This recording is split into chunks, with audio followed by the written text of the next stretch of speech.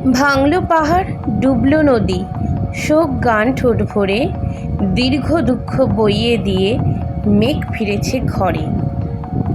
নমস্কার বন্ধুরা, আজ আমি আপনাদের সাথে শেয়ার করব একটি ছোট্ট পাহাড়ি নেপালি গ্রামের কথা, যার নাম হলো টুমলিং।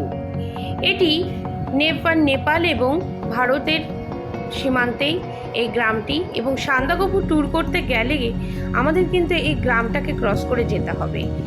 আমরা যখন মানেভঞ্জন থেকে সান্দাকফুতে ট্যুর করতে যাই, আর এই রাস্তা দিয়েই আমাদেরকে কিন্তু যেতে হবে। এই রাস্তাটা মানেভঞ্জন থেকে স্টার্ট হয়ে টংলু হয়ে টুমলিং গ্রামকে ক্রস করেই কিন্তু সান্দাকফুর দিকে যাচ্ছে।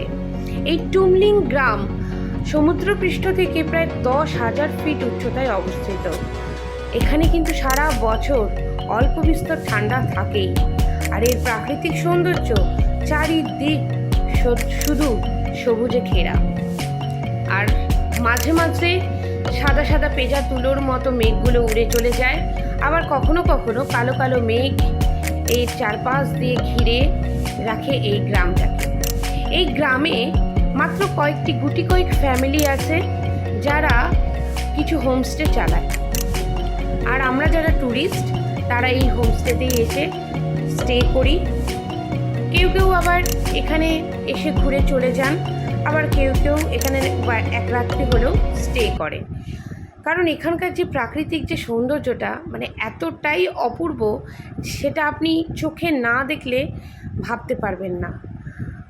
আজকে আমরা আমাদের এই হোমস্টের এখানকার হোমস্টের গল্প ট্রায়াঙ্গেল শেপ কটেজ, যেটা ছোট, ভেতরটা স্পেস নেই।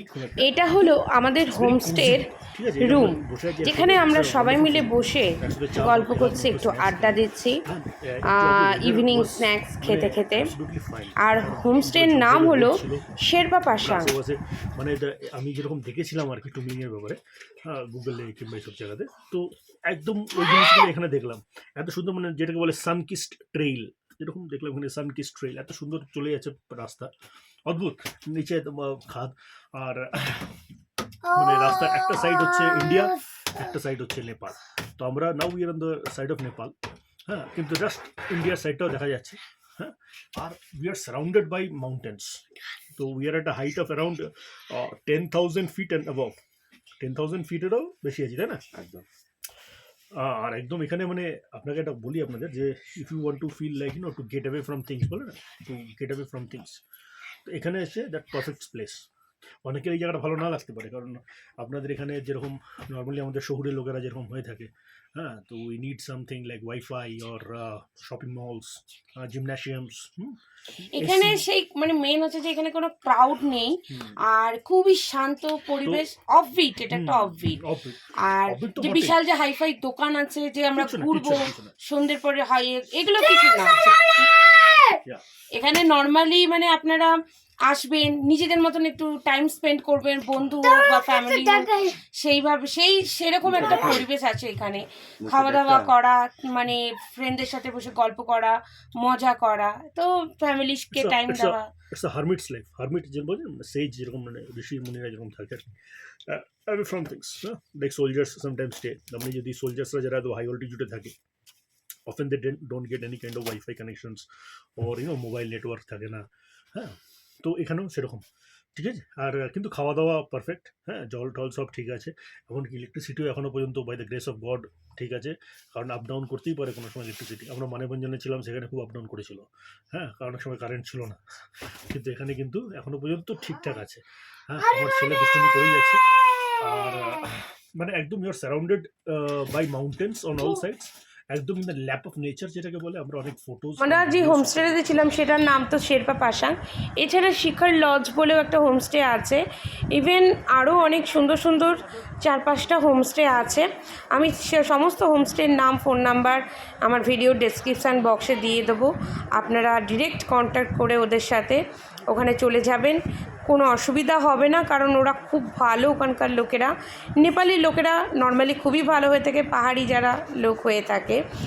আর ফুডিং লজিং নিয়ে পার নাইট 1500 থেকে 2000-এর মধ্যে এদের এই রেটটা ঘোরাফেরা করে থাকে, এবং সিজন অনুযায়ী এটা ভ্যারি করে থাকে। আর পার হেড আমি বলবো যে বিশাল খরচ হবে তা নয়, আই থিঙ্ক আমার যেটা মনে হয় 800 থেকে 1000-এর মধ্যে হয়ে থাকে। কারণ আমি এক্স্যাক্টলি জানি না পার হেড কত, কারণ আমি যখন বলেছিলাম, আমি টোটাল মেম্বার্স বলেছিলাম, সেই অনুযায়ী আমাকে রেট বলেছিল। আর আমার 1800 থেকে 1900 টাকার মধ্যে এরা নিয়েছে ফুডিং লজিং নিয়ে।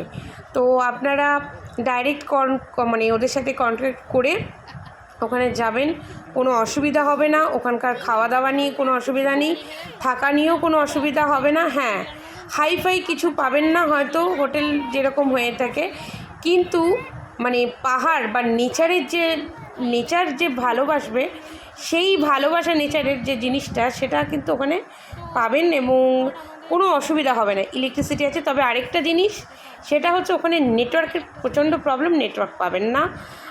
হয়তো লজে আপনাদের ওয়াইফাই কানেকশান থাকে, আমাদের লজটাতেও ছিল, তবে আমাদের রুমে ছিল না ওয়াইফাই কানেকশান। আমাদেরকে কিন্তু ডাইনিং রুমের ওখানে ডাইনিং হলে গিয়েই আমরা ওয়াইফাই কানেকশান পেয়েছিলাম।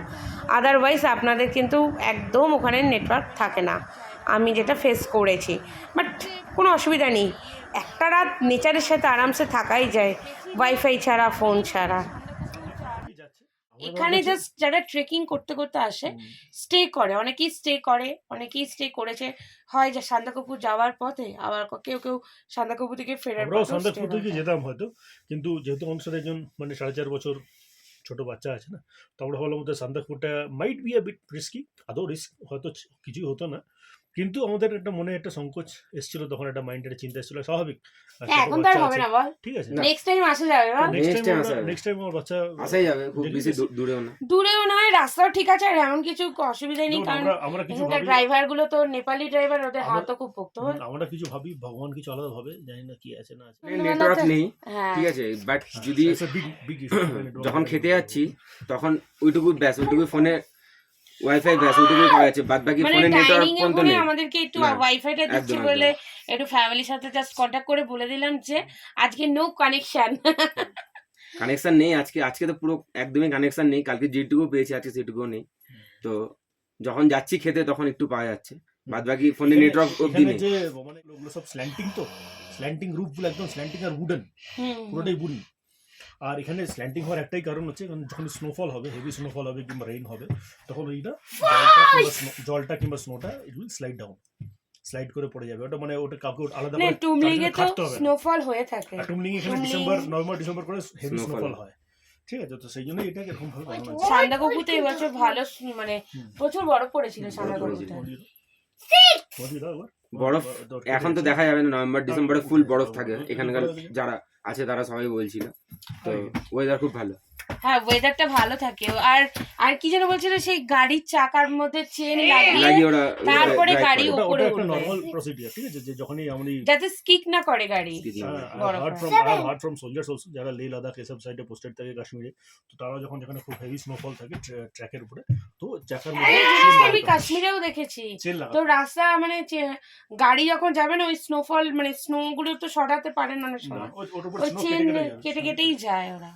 সিমলা বা মানালি সব জায়গাতেই যেখানে আর কি হেভি স্নোফল হয়। তো মোটামুটি আমাদের সঙ্গে আড্ডাটা ভালোই হচ্ছে। ওয়েদার এখানে ঠিকঠাকই আছে, বাট যদি স্নোফল দেখতে হয় তাহলে নভেম্বর ডিসেম্বর করে আসতে হবে। একদম নভেম্বর ডিসেম্বরে আসতে হবে। এখন এই মুহূর্তে আমরা যখন বসে কথা বলছি, তো এখানে বাইরে একদম মানে ডেন্স ফগ, হেভি ফগ, ঠিক আছে, কিচ্ছু দেখা যাচ্ছে না বাইরে, উইন্ডোর বাইরে দ্য ভিজিবিলিটি ইজ জিরো, ঠিক আছে, ভিজিবিলিটি একদম জিরো। যেহেতু নেটওয়ার্ক নেই ফোনে, আমরা টেম্পারেচার মাপতে পারছি না। আই থিঙ্ক 10 তো হবেই, 10 নিচে হবে, 10 মানে আমি বলছি, বা তার নিচেও হতে পারে, ঠান্ডা আছে, 6-7 হবে, ঠান্ডা আছে ভালো।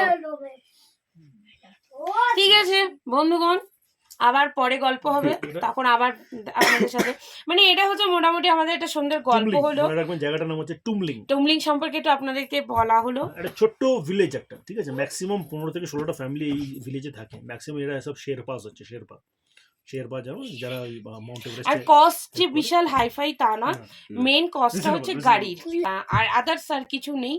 আর খাওয়া দাওয়া বা ফুডিং লজিং এর খুবই ভালো, একদম ঘরোয়া খাওয়া দাওয়া, একদম ঠিক আছে, কোনো প্রবলেম হবে খেয়ে যে প্রবলেম শরীরে ওরকম কোনো ব্যাপার নেই, একদম ঘরের মতো খাবার দাবার পাবেন, ঠিক আছে, গরম খাবার দিচ্ছে। আর ফুডিং লজিংয়ের জন্য এরা ম্যাক্সিমাম মানে ধরুন 1500 থেকে 2000-এর মধ্যেই এরা রেটটা রাখে 1 নাইটের জন্য। এখানে এক রাত ভালো লাগবে, খুব মজা। অনেক লোকে ট্রেকিং করছে। হ্যাঁ, আজকে অনেক ট্রেকার্সদের দেখলাম। আজকে প্রচুর ট্রেকার্স কোন একটা ইনস্টিটিউট থেকে তারা সবাই ট্রেকিং করতে বেরিয়েছে। ওটা সেই কি একটা জায়গা বললেন না, ধোত্রে থেকে স্টার্ট করেছে। ধোত্রে থেকে স্টার্ট করে সব দেখছিলাম সান্দাকফুর দিকে যাচ্ছে। হ্যাঁ, it's not a big thing. ঠিক আছে, আপনারাও করতে পারেন, আমিও করতে পারি, বাট যাচ্ছে, ভালো লাগছে। হ্যাঁ, আর সবাই এই জিনিসটা পছন্দ করবে না হয়তো। অনেকে হয়তো আরাম চাইবে, কি রেস্ট চাইবে, কি এরকম, তো হ্যাঁ অন্যরকম পরিবেশ চাইবে। কিন্তু it's a particular kind of mindset যে অ্যাডভেঞ্চার, অনেকে অ্যাডভেঞ্চার ভালোবাসে, মাইন্ডসেট। ঠিক আছে, তো তারা এগুলো প্রেফার করে। এখানে অনেকেই আছে যারা এই অ্যাডভেঞ্চারাল এইসব, মানে বিশেষ করে ট্রেকিংটা অ্যাকচুয়ালি সান্দাকফু হচ্ছে মেনলি ট্রেকিংয়ের জন্য। গুড মর্নিং গাইস, এটাই হলো আমাদের শেরপা পাসাং হোমস্টের কটেজ রুম, যে রুমে আমরা কালকে রাতে এখানে স্টে করেছিলাম। রুমটা একটু ভেতর থেকে দেখুন, দু সাইডে দুটো বেড, এটা একটা বেড, এদিকে দুজন শুতে পারবে, এবং এই সাইডে আরেকটা বেড যেখানে দুজন শুতে পারবে, মোট 4 জন শোয়া যাবে। উডেন রুম, মানে কাজগুলো সব কাঠেরই কাজ, আর পাহাড়ে নর্মালি কাঠের ঘরই হয়ে থাকে।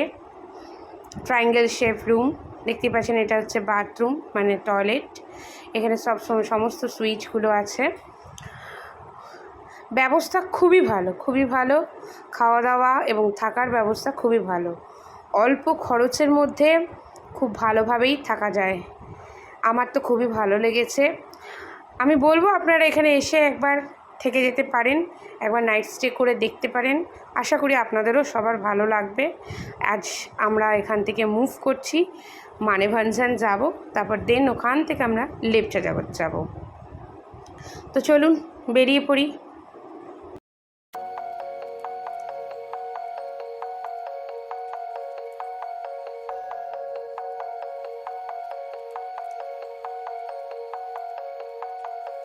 আশা করি আপনাদের সবার ভিডিওটা ভালো লেগেছে। দেখা হচ্ছে নেক্সট ভিডিওতে। ততক্ষণ আপনারা সবাই ভালো থাকুন, সুস্থ থাকুন। টাটা।